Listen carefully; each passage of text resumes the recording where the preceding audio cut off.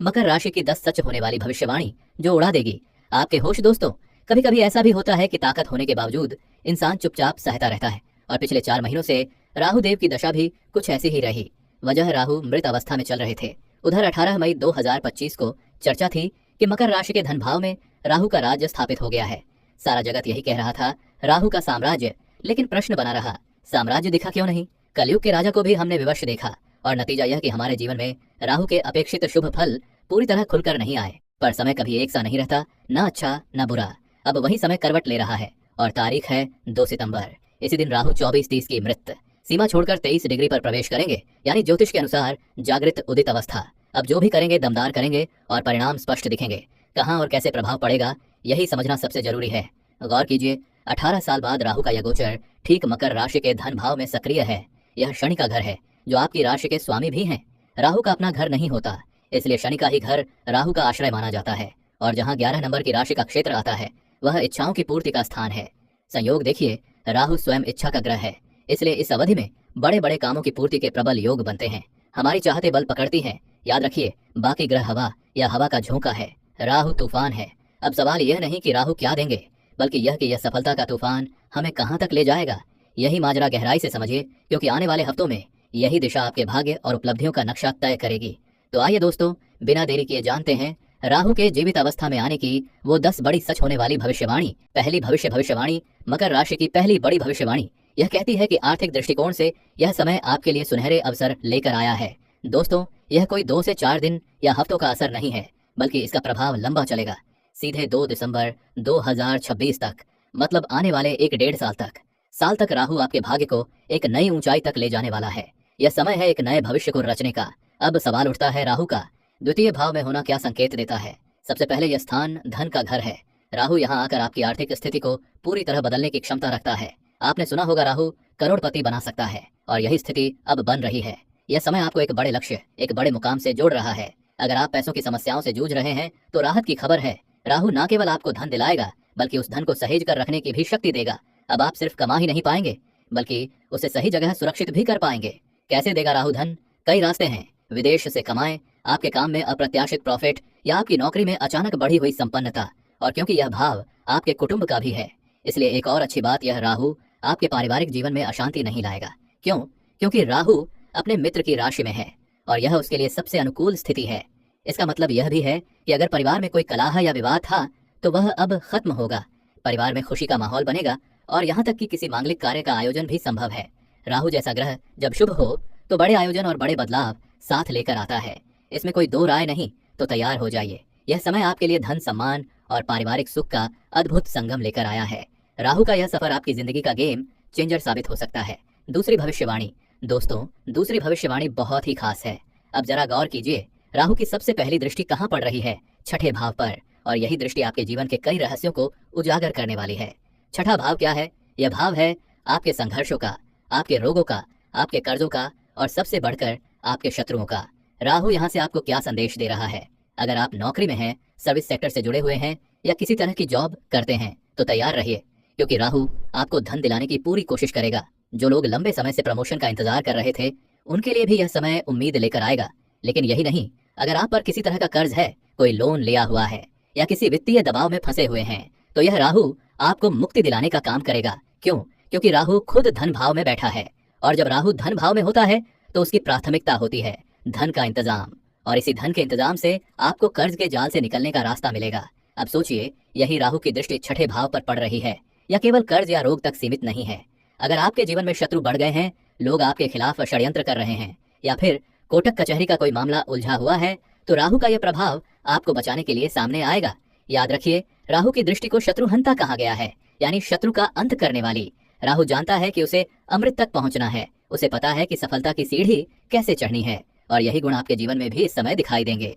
आप सीखेंगे कि बाधाओं को कैसे तोड़ना है, समस्याओं से कैसे बाहर निकलना है, और मुश्किल हालात में भी जीत का रास्ता कैसे बनाना है।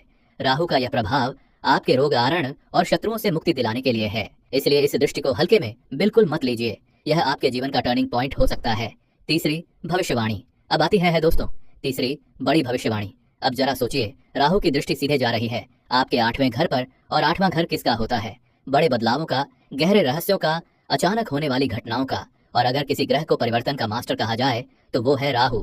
यही वजह है कि जिंदगी में बड़े बड़े टर्निंग पॉइंट्स जब सब कुछ बदलता है वह राहु के असर से ही आते हैं। अब यही राहु इस समय गोचर में आपके अष्टम भाव को देख रहा है, यानी आपके जीवन में परिवर्तन का एक बहुत बड़ा खेल शुरू हो चुका है।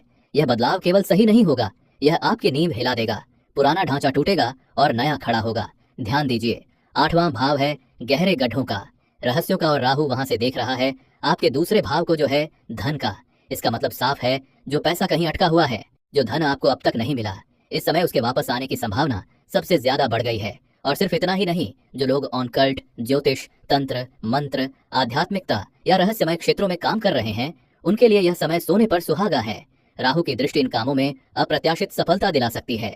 अब कोई पूछेगा, भाई ओकल तो केतु का क्षेत्र है ना? बिल्कुल सही, और यही तो सबसे बड़ा राज है, क्योंकि केतु पहले से ही आपके अष्टम भाव में विराजमान है। मतलब यह समय सिर्फ भौतिक नहीं बल्कि आध्यात्मिक ऊंचाई भी दे सकता है। राहु और केतु का यह अनोखा कॉम्बिनेशन आपके जीवन की बाधाओं को तोड़कर आपको ईश्वर की ओर ले जाने वाला है। तो तैयार हो जाइए, बदलाव आ रहा है, और यह बदलाव साधारण नहीं होगा, यह आपको पूरी तरह से बदल कर रख देगा। चौथी भविष्यवाणी मकर राशि वालों, यहाँ पर अब सबसे महत्वपूर्ण बिंदु आता है, जहाँ राहु की नवम दृष्टि पड़ रही है।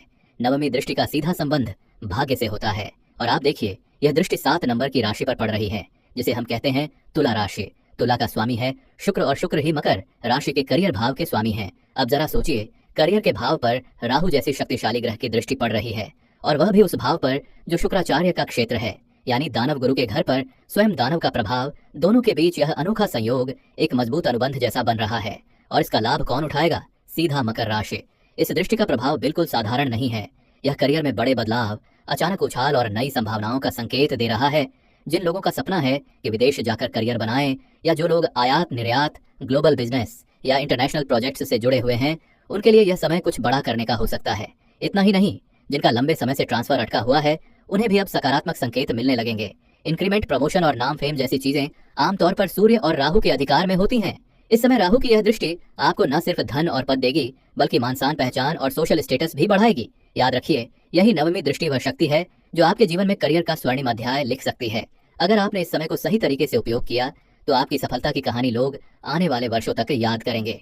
अंतिम भविष्यवाणी दोस्तों, हर सिक्के के 2 पहलू होते हैं। पहला पहलू आपने समझ लिया, लेकिन अब जरा उस दूसरे पहलू पर ध्यान दीजिए। राहु का जो सबसे बड़ा उपहार है वह है भ्रम और भय। हाँ, यह सत्य है कि राहु कई सकारात्मक संभावनाओं के साथ आता है, लेकिन इसके साथ साथ यह हमारे मन में डर और असमंजस भी भर देता है। यही कारण है कि राहु से जुड़े समय में इंसान बार बार सोचता है, क्या मैं सही कर रहा हूँ? आगे क्या होगा? यही वह जगह है जहां हमें सचेत रहना पड़ता है। आपको अपने भीतर यह बात पक्की करनी होगी कि राहु जितना भ्रम देगा, आप उतनी ही स्पष्टता अपने भीतर पैदा करें। याद रखिए, राहु का अपना एक विच था, किसी भी तरह अमृत कलश तक पहुंचना, और उसने वह कर दिखाया। ठीक उसी तरह आपका भी एक लक्ष्य है, आपका सपना है। उस सपने को पकड़िए, उस पर टिक जाइए, डर को जगह मत दीजिए, भ्रम को अपने फैसलों पर हावी मत होने दीजिए।